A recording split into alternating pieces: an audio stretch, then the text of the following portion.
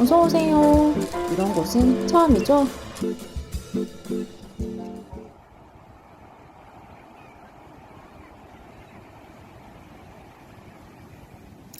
안녕하세요. 잡다한 전빵 주인입니다.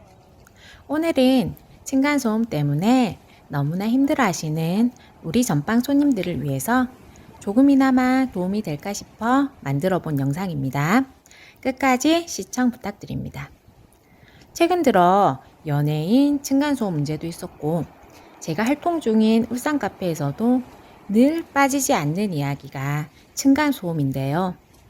볼 때마다 속상하고 안타까운 게 현실입니다. 그런데 왜 계속 문제되냐는 건 다 알고 계시잖아요. 맞죠? 우리나라 대부분의 사람들이 아파트, 빌라, 원룸 등 공동주택에 살고 계시고, 최근 들어 아파트는 더 높아지면서 더 많은 사람들이 살고 있는데, 비싼 아파트 값에 비해 대충 짓고 대충 만들어놔서 신축 아파트들이 층간소음이 더 심하다는 이야기도 들어보셨을 거예요. 전방 주인이 왜 이렇게 층간소음에 학을 띠고 이야기를 하냐 하면은 제가 겪어봐서 합니다.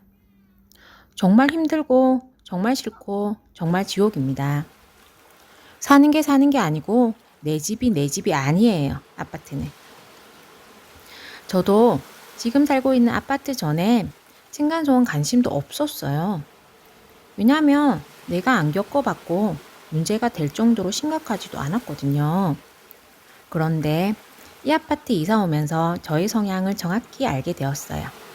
전 남한테 피해를 주기도 싫고 피해를 받기도 싫어하는 스타일이더라고요. 이게 무슨 말이냐면 남한테 피해를 안 주는 건 쉬워요. 내가 우리 가족이 조심하면 되니까요.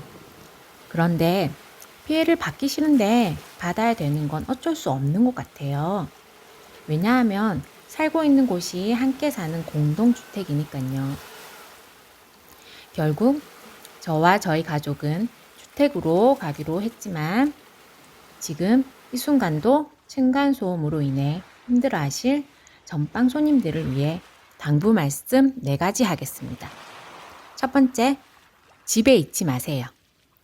층간소음이 생기고 신경 쓰이기 시작하면 우리 집은 더 이상 안락한 우리 집이 아니라 스트레스를 받는 곳일 뿐입니다.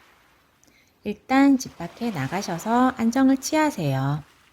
커피를 마시든 도서관에 가서 책을 보든 산책을 하든 차가 있으신 분은 드라이브 하시면서 집 근처 주택에 가보시는 것도 추천드립니다. 두 번째, 감정적으로 대하지 마시고 보복하지 마세요. 전방 주인 또한 보복을 해봤는데요. 이게 문제가 뭐냐면 시간이 지나면서 뭐하고 있는가 싶고 기분이 더 안 좋아지더라고요. 그래도 내가 대학물 마신 지식인이고 애들을 바르게 키워야 되는 부모인데 애들보다 못한 짓거리를 하고 있는 모습이 너무 처량하기까지 하더랍니다. 세 번째, 꼭 이야기하세요. 간혹 이런 분들이 계세요. 참다 이야기했는데 그쪽에서 미안한 기색 없이 어쩌라는 식으로 나온다고. 그런데 그 전에 반복적이고 지속적인 행동이 이어지면 꼭 이야기를 하셔야 됩니다. 이때도 주의할 점이 객관적으로 조율을 해주실 분께 도움을 청하세요. 저 또한 최근에 아파트 관리소장님께 연락을 드렸고 그 뒤로 상대방 가족이 늦은 시간에 조심하시는 게 느껴지고 우리도 조심하려고 노력하고 있습니다. 네 번째, 너무 힘드시면 이사 가세요. 지금 살고 있는 집에 애착이 많으신 거 알고 있습니다. 그런데 이야기를 해도 안 고쳐지는 내가 낸데 스타일은 결국은 계속 힘들어지지 않나 싶어요. 그러니 그 집에서 스트레스 받지 마시고 주위를 조금만 둘러보셔도 내가 우리 가족이 살 수 있는 곳이 또 있으니 찾아보시고 이사하셨으면 좋겠습니다. 제 이야기 듣고 기분이 좀 어떠세요?